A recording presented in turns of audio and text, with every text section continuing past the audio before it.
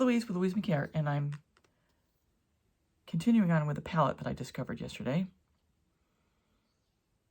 that consists of Festive Green by DecoArt, this TLP Athena,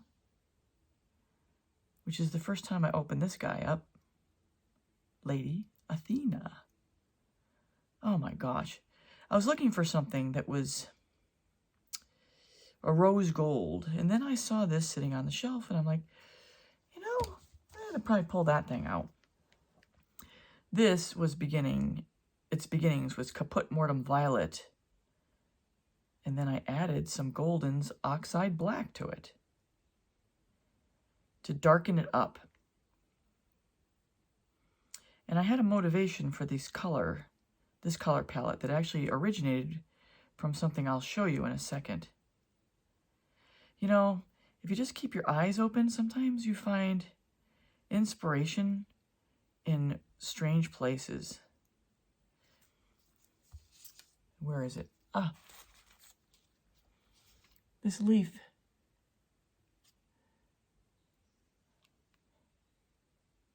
I got the green and the mulberry color from it. Just gorgeous.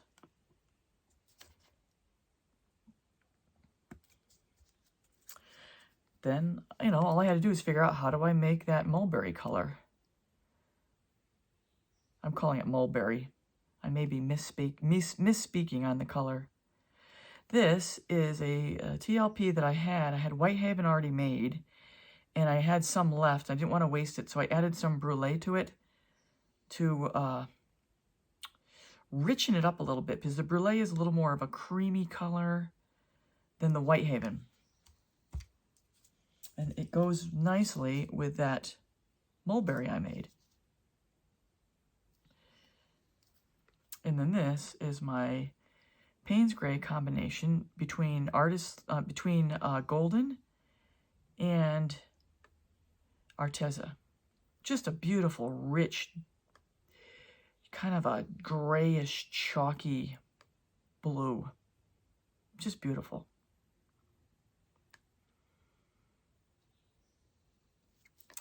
All right, now my cell activator. I'm going to lay down the black first, and then I'm going to go with white.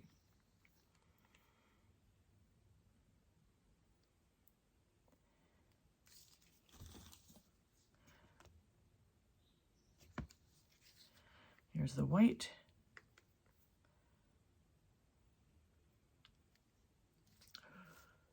All right, everyone. So lately it's become my tradition to just talk through the blow as I'm doing it. I'm voicing over. So what I'm doing here is I'm blowing straight down into that cell activator to try to get it to form into a perfect circle as much as possible. And then once I start to see a ridge forming or cells starting to form, then I start to push that ridge by blowing out at the ridge, which blows that cell activator over the top of the colors and the colors out over the pillow. And I'm going to keep blowing in a circle until I get all of that petal blown out until I'm satisfied with it. And then I will start pulling the pillow paint to the sides.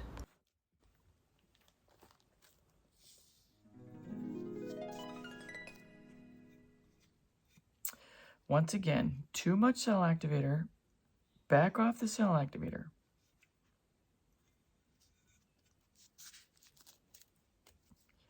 So I got to get all that middle to come back again.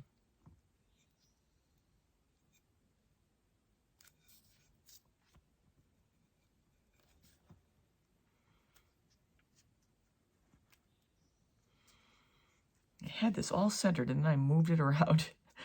It always happens.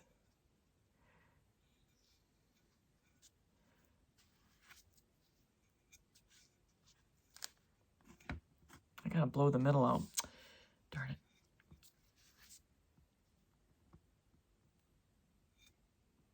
You know, I let the house paint, the pillow, sit open all night, and it's still really thin. All right, let me blow the middle a little bit.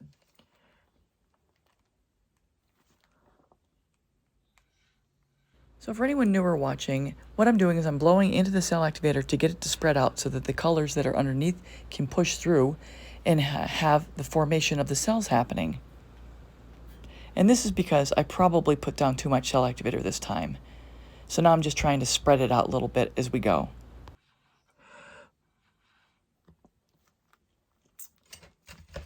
All right, let me put some of this away here. Since this pillow is thinner, it's just running right through. Which, I mean, it's okay. It's just not ideal. Typically, I go for about a 5-second trace off the stick, and right now it's about a 3.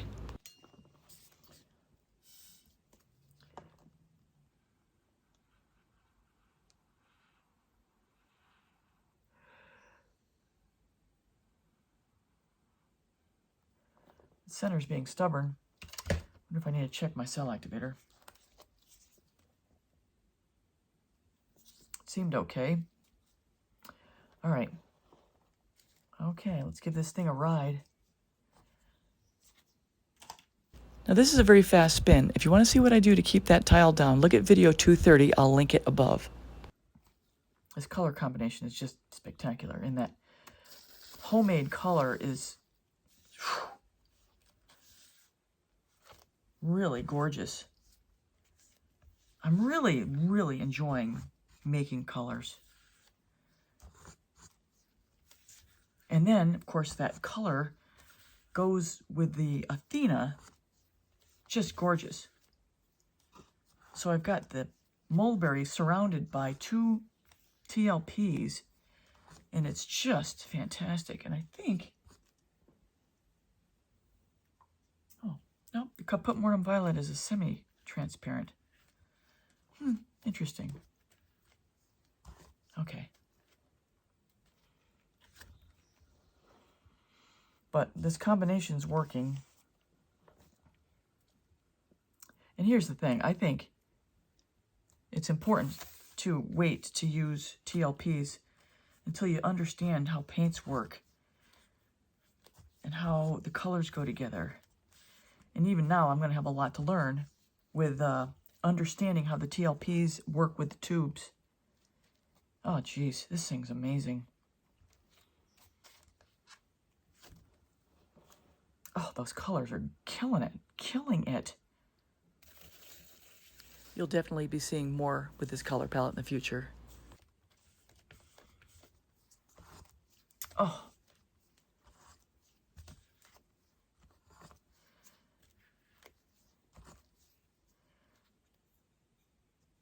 Yeah, this is gorgeous. Gorgeous. That green and that mulberry color and this Athena all are going so nicely. And then that Payne's Gray just brings a depth to it. It almost makes it the outer parts shimmer like a stained glass. Whew, this is beautiful. All right, folks, here's this guy.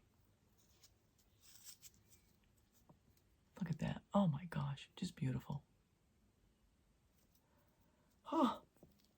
So everyone, that's a wrap. I hope you enjoyed the video, and here are the coasters I created using this color palette.